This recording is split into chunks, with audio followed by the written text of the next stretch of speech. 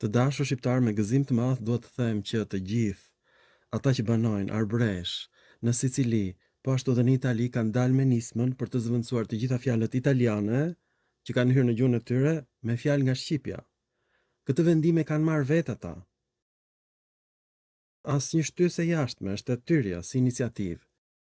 Pra ata janë patriotët më të mëdhenj në botë në këtë moment. Nëse ka zemër shqiptari, kjo është tek arbëreshët. Dhe kanë filluar të vinë në Shqipëri, kanë filluar të merren edhe me politikë, kanë filluar të integrohen me Shqipërinë, me atë dheun nën. Ky është hapi i parë i bashkimit të gjithë shqiptarëve.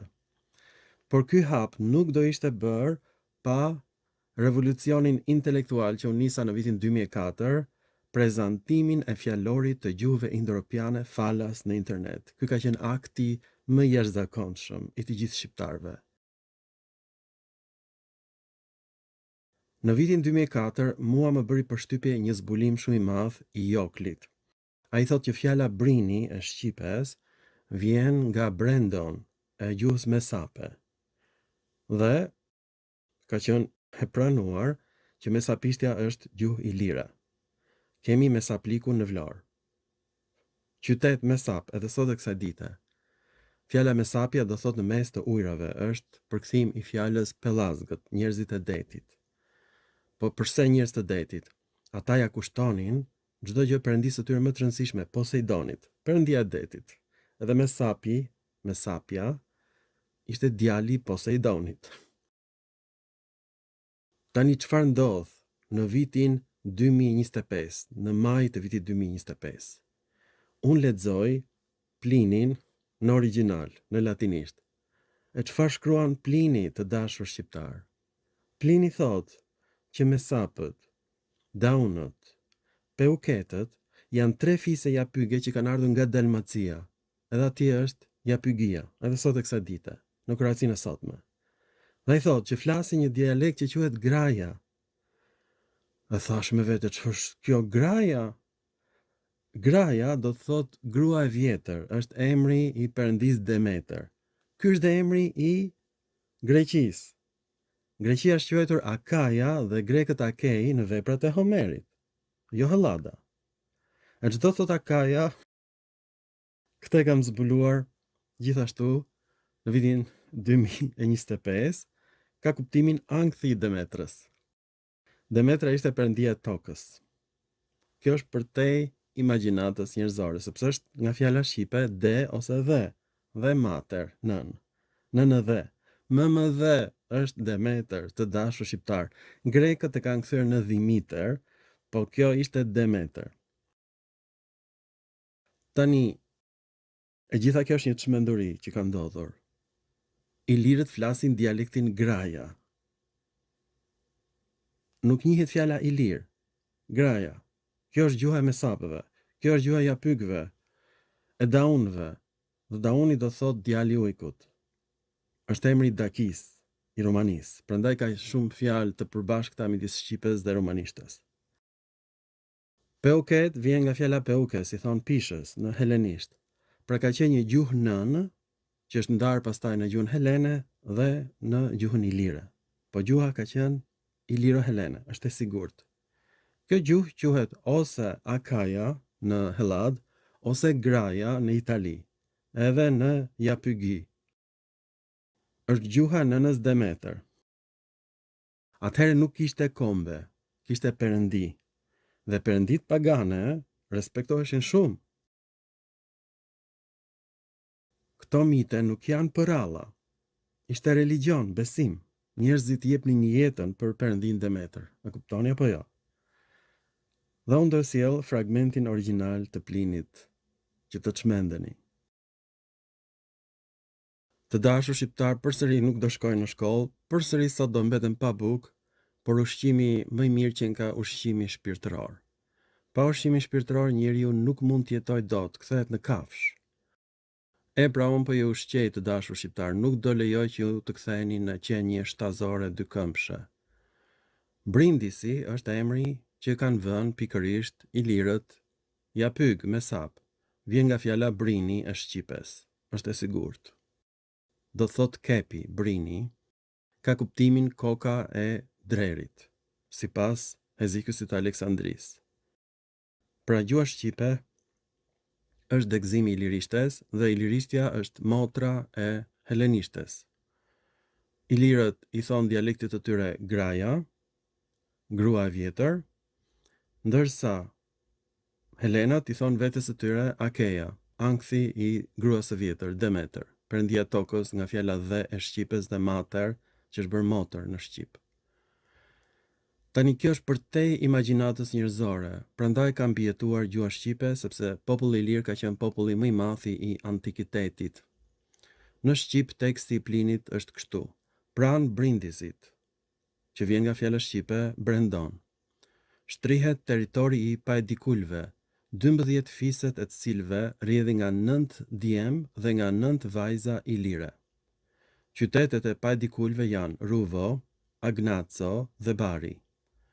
Lumenjtë e tyre janë Japygs, i emëruar sipas birit të Daedalit, mbretit që i ka dhënë emrin dhe kepit të Japygis.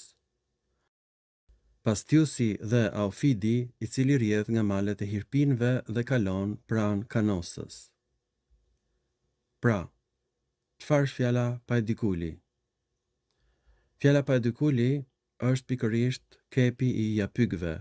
I njëjti fis Japyg janë gjetur në Itali dhe njëjti fis Japyg janë gjetur në Dalmaci, të kroatët. Këta ishin ilirët Japyg. Dhe tani, çfarë bëj unë? Frymëzohem nga ju. Numri i anëtarëve të akademisë sonë është me mijëra tashmë dhe ju jeni kthyer praktikisht në familjen time të dytë. Është familja ime më e madhe, familja e dashamirësve të gjuhës shqipe. Ky është një revolucion që pa ndihmën tuaj nuk do ishte bërë.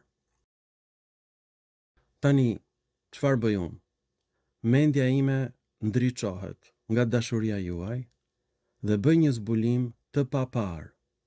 Fjala Paedikuli, sipas meje, vjen nga fjala pais, që do të thotë fëmijë. E nga nxorëm këtë, e nxora pikërisht nga vepra e Plinit. Po të mos ta kisha lexuar Plinin në origjinal, nuk do ta dija që Paedikuli vjen nga pais. Kjo është përtej imagjinatës njerëzore. Në gjuhën helene kjo sot shqiptohet pes, por dikur ajo shqiptoheshte pais. Pse? Sepse është ngurtësuar tek emri Paedikuli. Tani, në gjuhën dorike kjo është më e qartë, është Paidion, do të thotë fëmijë. Dhe në gjuhën epike të Homerit është Paidesi, fëmijë. Në gjuhën e Alkmanit, një poet i shquar i lirë, është Paida, fëmijë. Pikërisht nga fjala fëmijë, Paida, vjen Paedikuli, do të thënë 9 fëmijët i lirë me sap.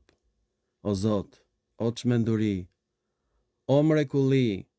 Do të thënë momenti që unë fillova të bëj filma për ju, unë kam filluar të jetoj. Unë pas kam qenë i vdekur të dashur shqiptar. Unë jam ringjallur prej jush. Kjo që shikoni në monitor është përtej imagjinatës njerëzore sepse Alkman përdor kallëzoren e helenishtes, Paida, fëmijë. Nga fjala Paida është krijuar Paedikuli, që është fjalë përkëdhelëse në latinisht.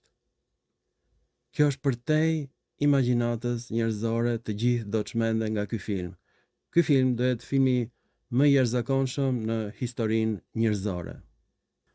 Tani të dashur shqiptarë më bëj një zbulim tjetër të hatashëm. Fjala Paedikuli në mendjen time ngjan shumë me fjalën pediculus, që i thon pikërisht morrit në gjuhën latine ose pleshtit, dhe kjo fjalë është një fjalë përkëdhelëse. Është krijuar nga fjala pedis, që i thon këmbës, dhe kulus, që është prapashtesë përkëdhelëse në latinisht. Pra, Paedikuli, fëmijë i vogël, fjalë përkëdhelëse, është krijuar një lloj si pedikuli, këmbë e vogël në latinisht. Pra, pleshti në latinisht ose mori është një insekt me këmbë të vogla, fjalë për fjalë. Është krijuar nga fjala këmbë në latinisht, pedis, dhe prapashtesa kulus. Edhe Paedikuli, fjalë me sapëve, është krijuar nga bashkangjitja fjalës peidion, që i thon fëmijës në gjuhën helene, dhe kulus, që është fjalë për këdhelse në gjuhën latine. Ky zbulim është kaq i hatashëm, nuk është bërë me inteligjencën kompjuterike. Është bërë, të them të drejtën, në mes të natës, nuk më zinte dot gjumi. Përse nuk më zinte dot gjumi? Nga që njerëzit e mi më të afërt, njerëzit e mi më të dashur, janë tmerruar nga filmat e mi. Njerëzit që unë i dua, që janë gjaku im. Pse? Nuk e prisnin që në Iliri të gjendeshin kaq shumë mbishkrime helene dhe nuk e prisnin që ilirishtja të quheshte dialekti graja nga Plini. E pra këtë nuk e prisja dhe unë. Dhe kjo më shkaktoi një tronditje kaq të thellë, kaq të madhe, dhe nga tronditja e thellë e bëra këtë zbulim. Pra ky zbulim nuk është asgjë mirë. Këtë zbulim nuk do ta bënte një njeri i zakonshëm, si më thënë, me një shpirt të shëndosh. Unë jam hidhëruar pa mas nga reagimi i njerëzve të mi më të dashur. E kuptoni apo jo se çfarë efekti negativ kanë turbo-albanët në Shqipëri. Pra arbreshët po mësojnë shqip, po heqin fjalët e italistes, ndërsa shqiptarët po e shkatrojnë gjuhën shqipe dhe më sulmojnë mua, njerëzit e mi më të dashur, pikërisht për faktin se unë kam zbuluar emrat i lirë, emrat e fiseve i lire, e kojneve i lire, të dashur shqiptar. Pra, në vend që unë të marrë të gjitha medaljet, dekoratat, të jem njeriu më i shquar në Shqipëri, unë jam një njeri syrgjinosur, praktikisht. Jo vetëm që nuk marrë dot asnjë lloj dekorate, asnjë lloj doktorate, unë nuk vë dot këmbën në atë dheun tim, se të gjithë do më sulmojnë. Deri në këtë pikë ka arritur reagimi i turbo-albanëve. Ka patur një ndikim në jetën time personale. Kjo është një tragjedi e imja. Suksesi juaj është tragjedia ime. Kjo është e gjithë historia. Ju falenderit për vëmendjen dhe mirupafshim në filma të tjerë shkencor. Pra kjo që po bëj unë është një sakrificë e jashtëzakonshme, që ta dini.